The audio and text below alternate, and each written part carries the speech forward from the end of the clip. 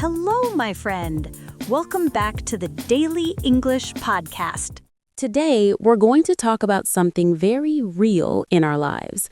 Not grammar, not textbooks, but everyday situations where English grows naturally. We'll cover trust, the things we own, feeling bored, sleep, and even computers, all in one simple conversation that feels alive. Yes, it's like we're sitting together and talking. You'll hear new words, but not as a list. You'll hear them in context, in stories, and in real examples. And we'll explain them clearly with synonyms and opposites, so you can remember easily. So let's begin. I want to ask you a question. Do you think people trust each other less these days? Good question.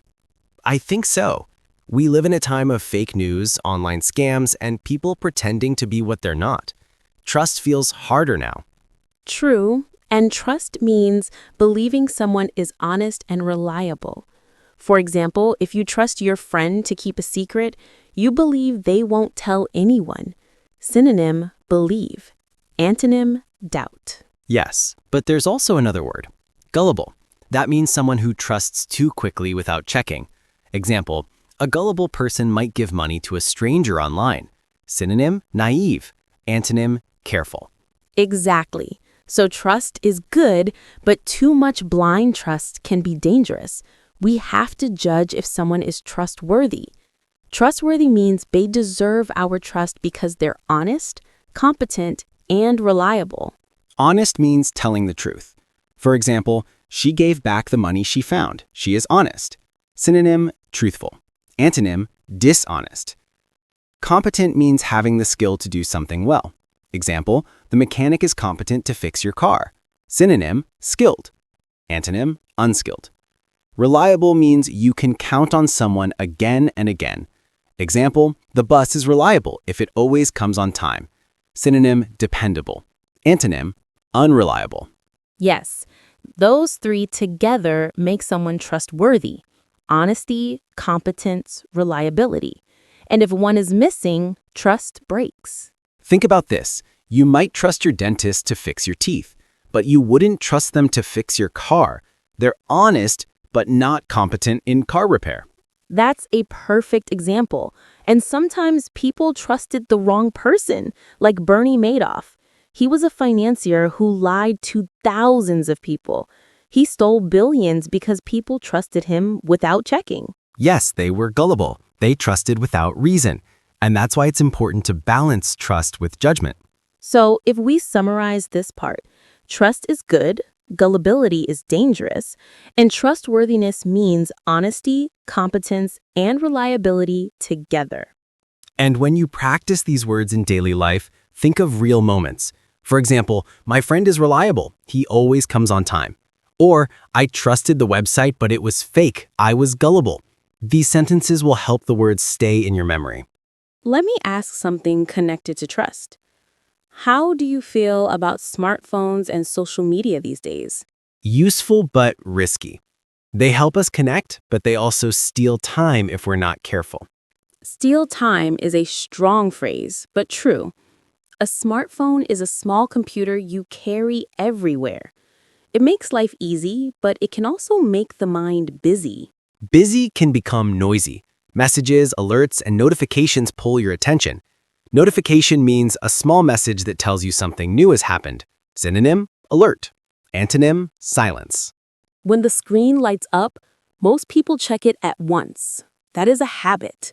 Habit means something you do again and again without thinking much. Synonym, routine. Antonym, rarity. Sometimes I open one app, then another, and suddenly 20 minutes are gone. App means application, a program on your phone. Synonym, program. Antonym, none. Social media can be good when it helps you talk to friends, learn something new, or share your work. It becomes a problem when it makes you compare your life every hour. Compare means to look at two things and see the difference. Synonym, contrast. Antonym, ignore. When we compare too much, we may feel less happy. Less happy shows up as stress or envy. Envy means feeling bad because someone has something you want. Synonym, jealousy. Antonym, contentment. I like a simple rule. Use your phone, do not let your phone use you. That means decide when to check messages instead of reacting all day. Decide is a key word. For example, set times: morning check, lunch check, evening check. Outside those times, keep this phone face down. Face down means the screen is not visible. That one change reduces the urge to pick it up. Urge means a strong desire. Synonym, impulse. Antonym, reluctance. When focus grows, work gets done faster and the mind feels calm. Calm also needs boundaries. For example, no phone at dinner, no scrolling in bed, no phone while walking across the street. Scrolling means moving your finger up and down to see more content. Synonym, browsing. Antonym, stillness. Less scrolling before sleep helps you rest better. Rest better by making a phone bedtime. 1 hour before sleep, put it away. Read a book, talk to family, stretch, or plan tomorrow on paper. On paper feels old, but it relaxes the eyes. Blue light from screens can make sleep harder. Sleep improves when the brain slows down. Balance is the goal. Use the map app to find a new cafe, use a language app to learn 10 words, use a camera app to capture a sunset, but do not get lost inside the phone. Get lost happens when you forget your goal and jump from post to post. Set a purpose before you open the app. For example, I will reply to 2 messages, then close it. Purpose gives direction. Without it, the feed pulls you in. Feed means the list of new posts shown by the platform. Synonym, stream. Antonym, emptiness. The feed is built by an algorithm. Algorithm means a set of rules a computer uses to show content. Synonym, formula. Antonym, randomness. It tries to keep you watching, not to help you stop. That's why time limits help. Decide a number, like 15 minutes, and keep it. A timer can support your choice. Choice builds control. When you choose, you feel strong. When the phone chooses, you feel pushed. Pushed can turn into anxiety. Anxiety means feeling worry without a clear reason. Synonym, nervousness. Antonym, peace. Reducing screen time often reduces anxiety. Another tip is to switch off read receipts if that makes you feel pressure. Read receipt means the sender can see you opened the message. Turning it off can lower stress. Privacy also matters. Privacy means your personal information stays safe. Synonym, confidentiality. Antonym, exposure. Check your settings. Share less. Think before you post.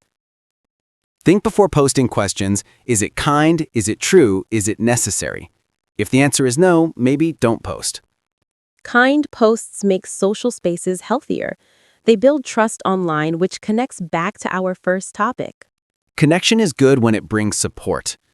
It is not good when it becomes endless comparison or noise. Noise steals focus from real life. Put the phone down during face-to-face moments. Look at the person. Listen fully. Speak slowly. That is respect. Respect means showing care for the other person's feelings and time. Synonym, regard. Antonym, disrespect. Eye contact and no phone on the table show respect. If you need the phone for a reason during a talk, explain it. Say, "I'm expecting a call from the clinic."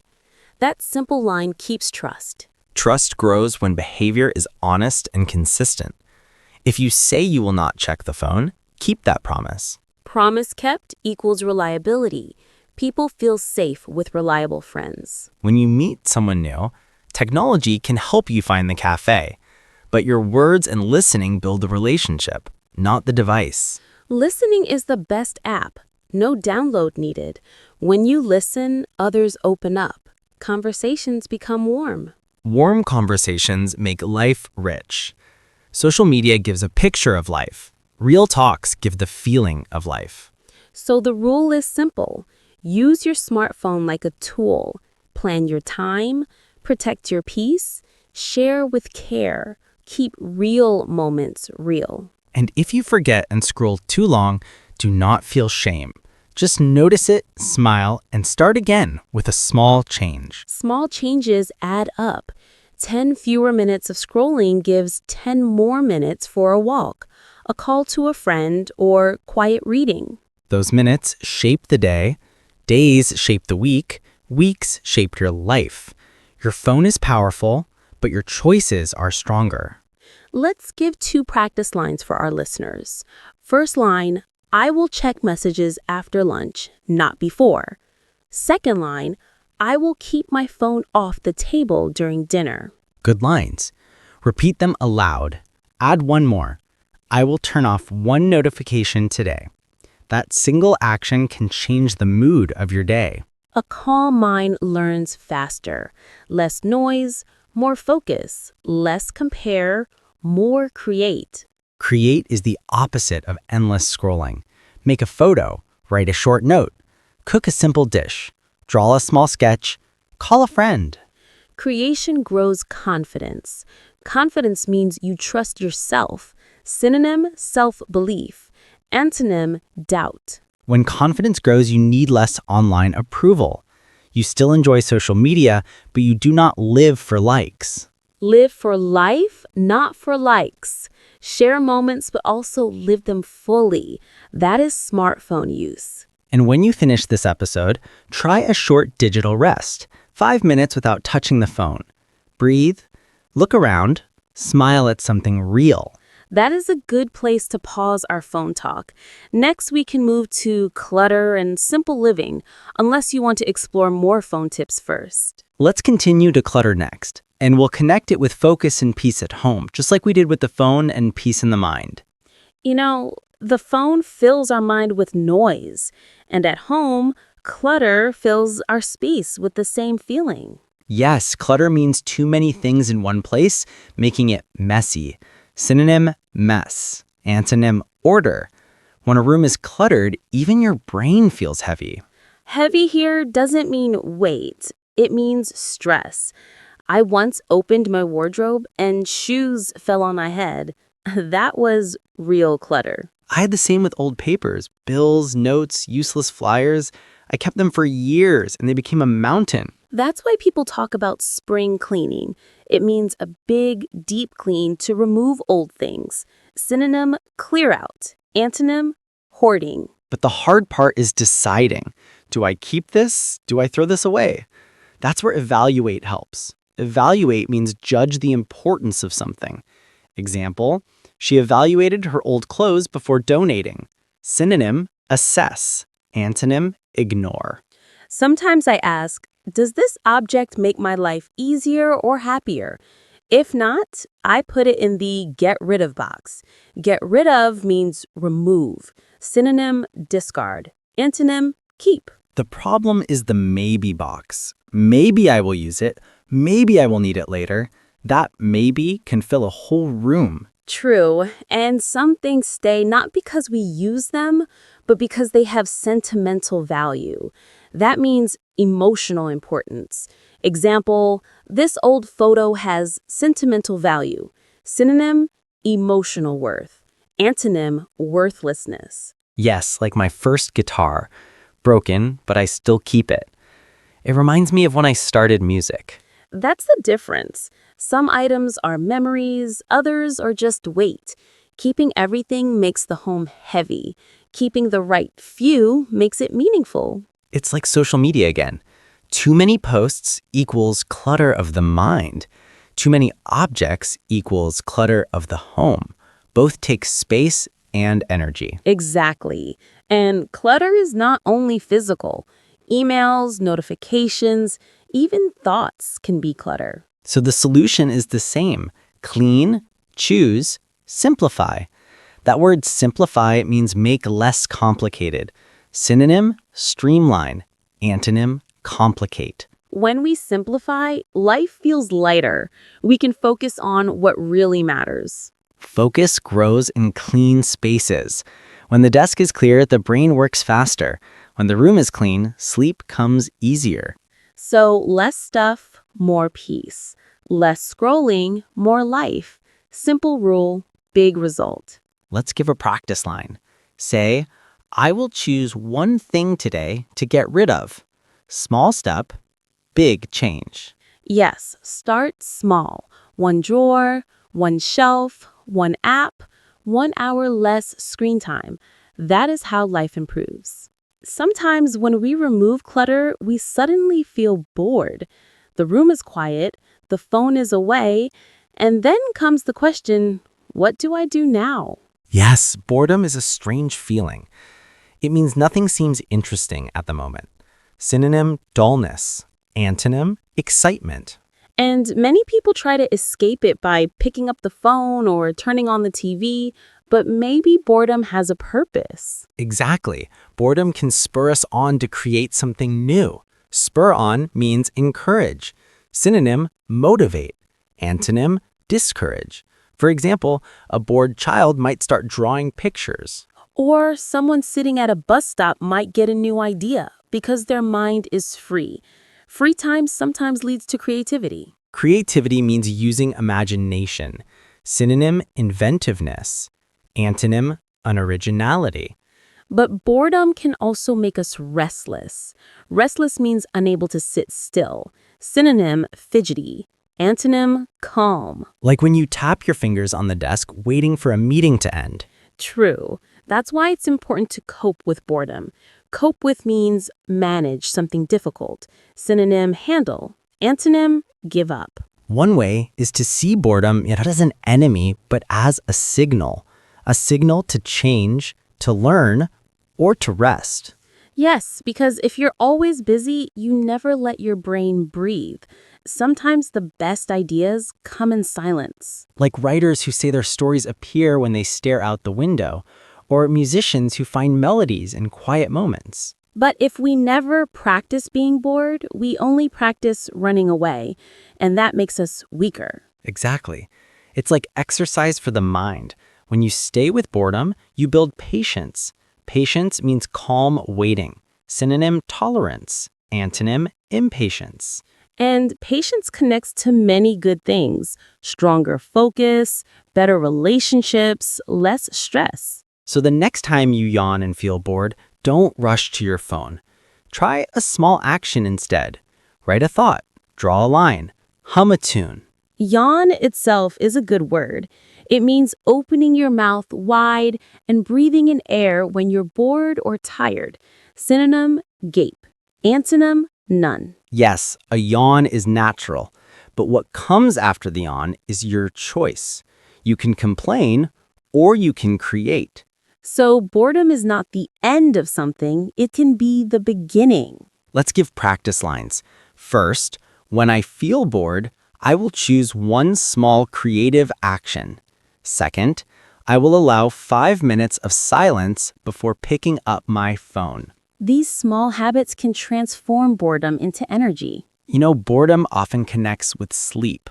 When the mind is restless and can't handle silence, it disturbs the night. That's true. Many people find it hard to rest. Some sleep like a log, others toss and turn. Sleep like a log means very deeply. Synonym, soundly. Antonym, lightly. I usually sleep well, but sometimes my own snoring wakes me. Snoring means noisy breathing while asleep. I know that sound too well. Some even record their snoring and are shocked by how loud it is. Coffee is another reason. Too much caffeine late in the day keeps people awake. Caffeine is a chemical that makes you alert. Synonym, stimulant. Antonym, sedative. Exactly. I love coffee in the morning, but after evening, I avoid it. Otherwise, sleep doesn't come easily. And then there's insomnia. It means difficulty falling asleep or staying asleep. Synonym, sleeplessness. Antonym, restfulness. Many people try pills, but daily habits often help more. Like moving the body during the day. Exercise calms the night. That's why, in studies, hunter-gatherers rarely had insomnia. Another tip is a phone bedtime. 1 hour before sleep, no screens. Blue light tricks the brain into thinking it's still day. Yes, the brain needs to slow down. One simple method is repeating a word like the, the. It blocks other thoughts. That comes from cognitive behavioral therapy. Cognitive means thinking. Behavioral means actions.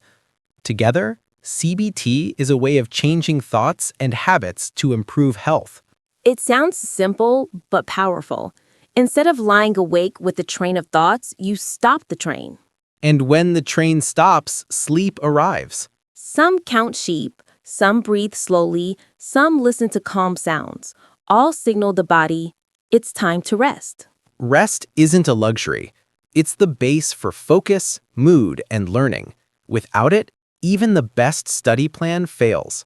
And rhythm matters. Going to bed at the same time each night helps. Changing times too often confuses the body. Irregular means not steady.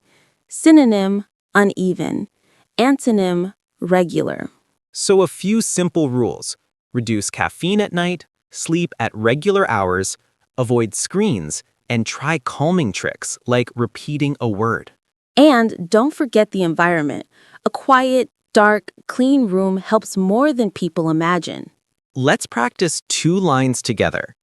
I will stop drinking coffee after 5 p.m. and I will put my phone away an hour before bed. Small habits like these change nights and improve days. Boredom often links with sleep. When the mind stays restless and cannot relax, the night becomes difficult. True. Some people sleep like a log while others keep churning in bed. Sleep like a log means very deeply. Synonym, soundly. Antonym, lightly. I usually rest well, though sometimes my own snoring wakes me. Snoring is noisy breathing while asleep. Yes, many are surprised when they record themselves. It can sound like thunder in the room.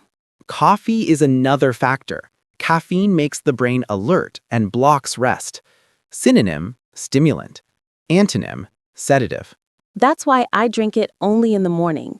After evening, even a small cup keeps me awake. Insomnia is another issue. It means not being able to fall asleep or stay asleep. Synonym, sleeplessness. Antonym, restfulness. Daily exercise helps. When the body works, the night feels calmer. Studies show active people sleep better. Screens are also a problem. Blue light from phones and tablets tricks the brain into thinking it's daytime. A simple method is repeating a word to block other thoughts. For example, the. That comes from cognitive behavioral therapy, also called CBT. Cognitive relates to thinking.